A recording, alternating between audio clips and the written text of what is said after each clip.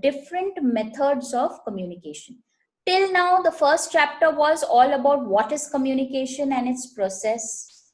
Then we learned about the different types of communication, verbal and non-verbal. And now we are going to go to the different methods of communication. Okay.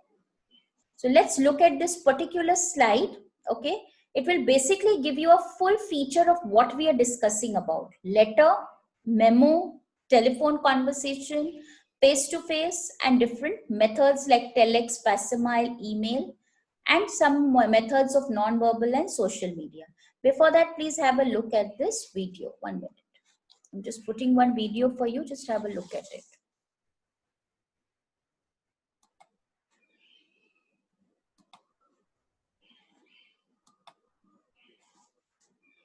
I hope all of you can see the screen. Yes.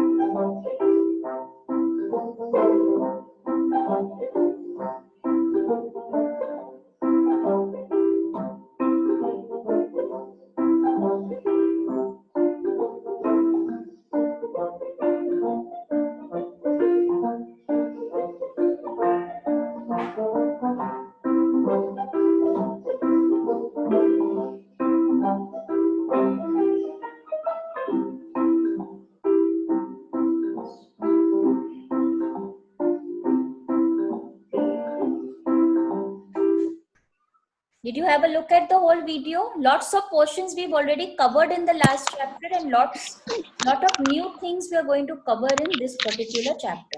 This was basically an introduction of the things we have already done and what we are going to cover. Okay. What did you see? Something, which were the things which were not there in this particular part which you have not studied till now? Anything you can identify? Ma'am, voice chat and all that we didn't study in detail. We did not study Voice, Yes. voice chat. Ma'am, even advertisement. Ma'am, software. Yeah. Ma'am, advertisement. Program used for oral communications. oral communication. We did in the last chapter. Ma'am, advertisement, ma'am. What about letters? Did we do letters in details? Yes, ma'am. No, Ma'am, we didn't do it detail, but we mentioned it. We mentioned it. First important method which I'm going to discuss today is actually a letter. Okay. Before that, just what is a recap of communication? That's the first slide. You already know that communication is, in words of Allen, it is the sum total of all things which one person does to create understanding in the minds of the other. It is a bridge of meaning. It involves a systematic and continuous process of telling, listening, and understanding. whenever a definition is asked, you should always try to give a definition in quoted form that gives you full marks, children. And many times they ask you definitions.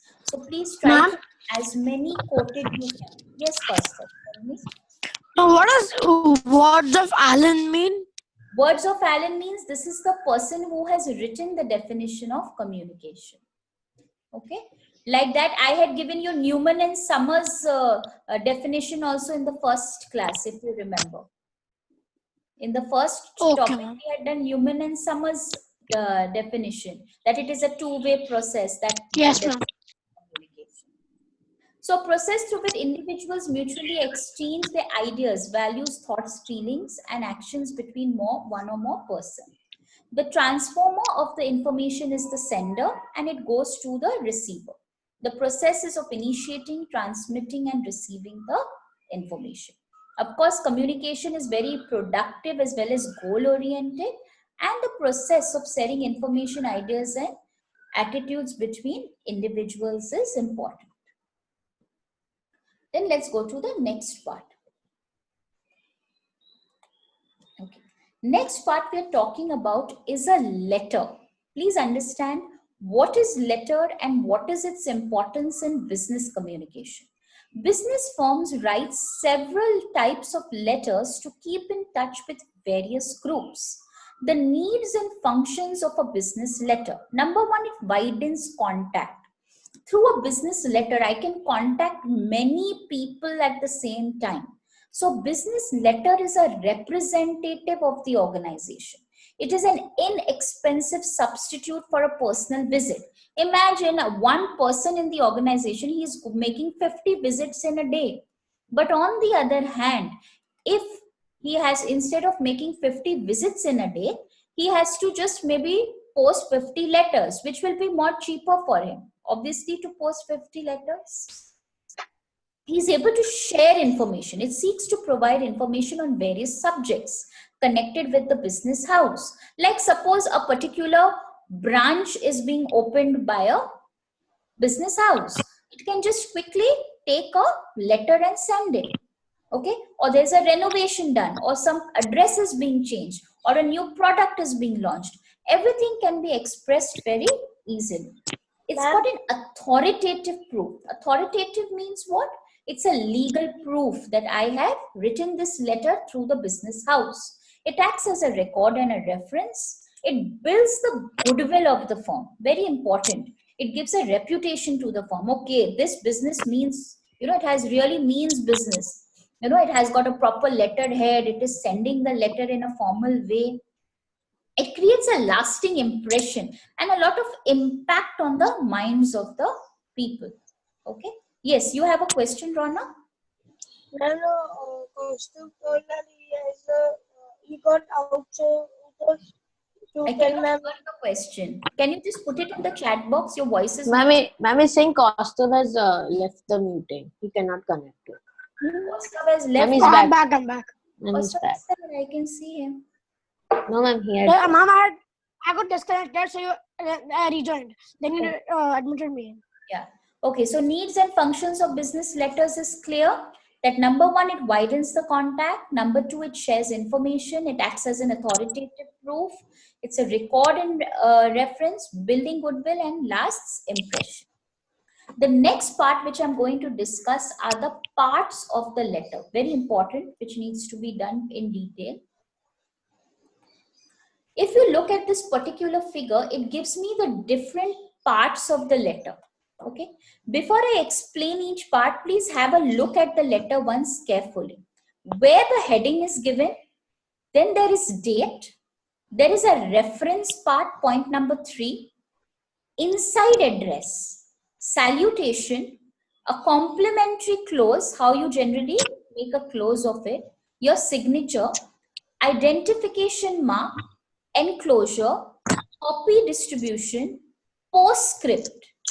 Okay, each part I'm going to explain you, okay, one by one, and then I'll come back to this letter so you can relate to it. Just 1 minute. This is what is actually the chapter content. If you look at the heading, it says different methods of communication. Okay, We spoke about the need and functions, how it widens contact. Letter helps to share information. It acts as an authoritative proof or a documentary evidence in the court of law. It acts as a record and reference because copies of letters can be sent to many people at the same time. It helps to build the goodwill of the firm. And then I said it has a lasting impression. The impact of an oral message is only till you're hearing it, but the letter has a lasting impression in the minds of the reader. Now let's, as you saw the content of the letter, I'll just quickly go through each part. Number one is the heading of the letter. The heading, basically, if you look at that first part of the PPT which I showed you, it contains the name, address, the telephone number, the fax number, etc. of the letter. If you look at the heading, how does the heading look? Superfine Textiles Limited. Okay, it's very clear. The name and address are printed on the top middle of the page. So heading is very bold. It's very, very clear and to the point. Then we come to the next part, that is date. Every business letter should carry a date. Very, very important. It gives you a quick reference in future. Why is the date important? Any idea? Why we need to have date in a letter? Ma'am, so we know when the letter was sent, at what date was it Correct. written as well? Day, the month, the year. Every letterhead should Yes. have a date type on it. Third part is a reference. Reference means what? Reference helps to link the correspondence for the prompt reply and quick action. Say I'm referring to a particular department or to a particular section from which the letter is being sent. So reference can be a number like 7/MA/98. This is the reference number to which the letter is being replied upon. I'm sure these things you've already seen in a letter. You already know about them. Then comes the inside address. Very important. It contains the name and full address of the firm of the individual to whom the letter is being written.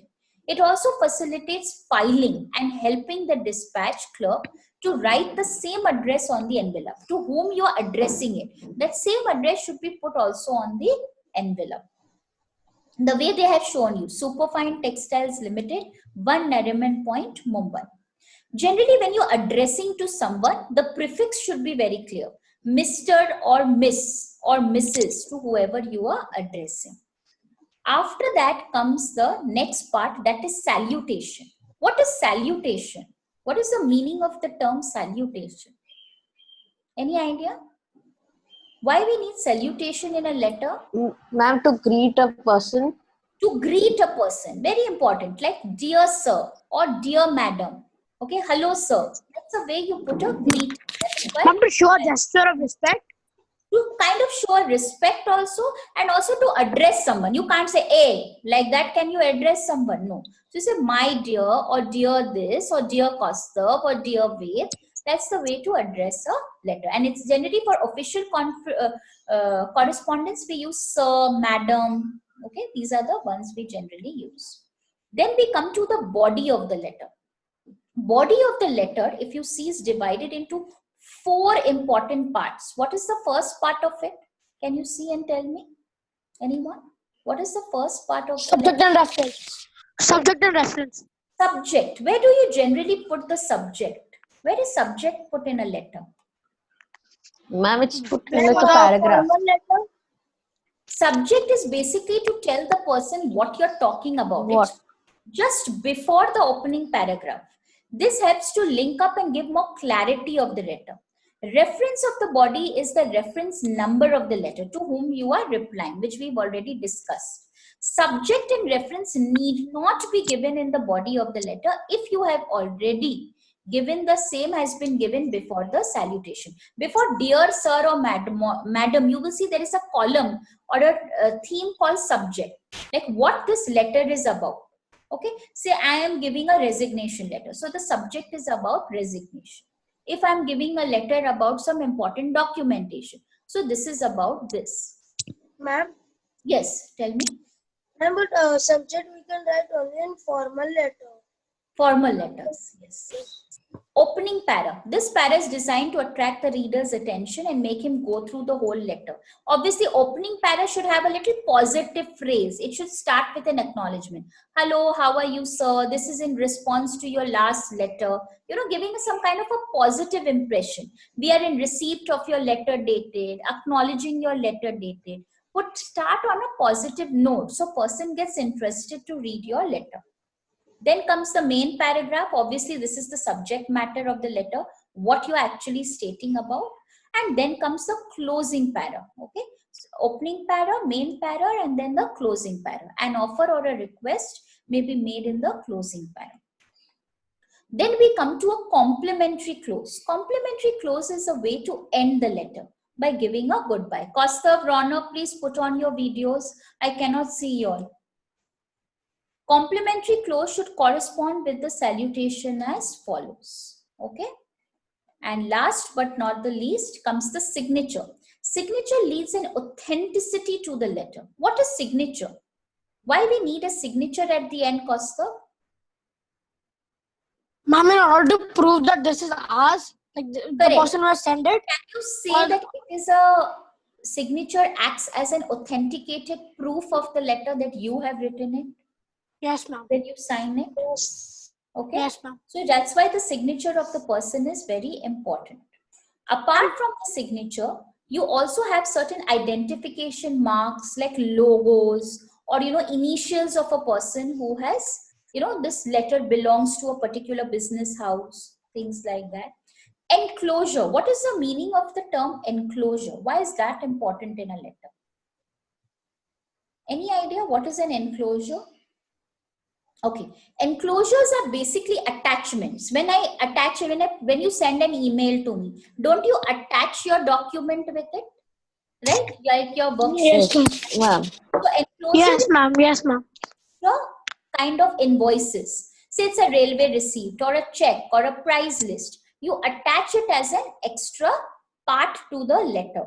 Okay, and you always write what are the things you are enclosing, like check, agreement, etc. Then comes copy distribution. How many copies of the letter are going to be sent?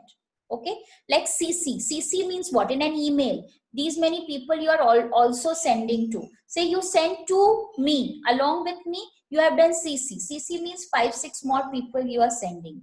So that is called copy distribution. What is postscript? Any idea? What is postscript and why is it an important part of the letter? Ma'am, it is something where when the writer forgets to include something important and then he does it in a different script or something. Excellent. Postscript is generally when he forgets something. Any part that is forgotten and you want to add it, you add it in the last. So, but writing a postscript is generally not a good practice and it should preferably be avoided in a good business letter. Okay. Essentials of a good letter. Obviously, there should be quality is very important. Letter should be very clear, to the point. Clearly written letters, avoid any misunderstandings. There should be clarity of thought, because when you are clear in your mind, you will be able to clearly express it. Try to not use too many technical words, technical jargon should be avoided. Very to the point, proper, no vague statement should be given. Okay, correctness. Letter should be very correct with proper facts, correct style, correct grammar. Letter content should be very clear. If the letter involves some legal matter, you should obviously ascertain it properly. Okay, wrong or incorrect information leads to confusion and loss of goodwill of the firm. Untidy appearance, mistakes in typing, default layout is not a good practice when you're writing the letter. Complete. Letter should be very to the point, complete. Okay, in business correspondence, completeness of facts is very important. Omission of any important word creates ambiguity. What is ambiguity? Any idea? When is something Ma'am, ambiguous? interest. Sorry? Ma'am, interest. Ambiguity means what? It is not proper. It's very ambiguous. It's very vague. It's not to the point. It's not clear. Okay, ma'am, it's all over the place. All over the place. Correct. So while answering a letter, ensure that all questions are replied. Check for the 5 W's. What are the 5 W's? What, where, whom, why, and who. Very important. That only makes the letter complete. Okay. Then conciseness. Okay, this part is not come very clear, but conciseness is generally means using a very few words as possible. It should be very precise. You know, brevity is the key to success. What is brevity? Anyone knows what is brevity? Ma'am, I think short.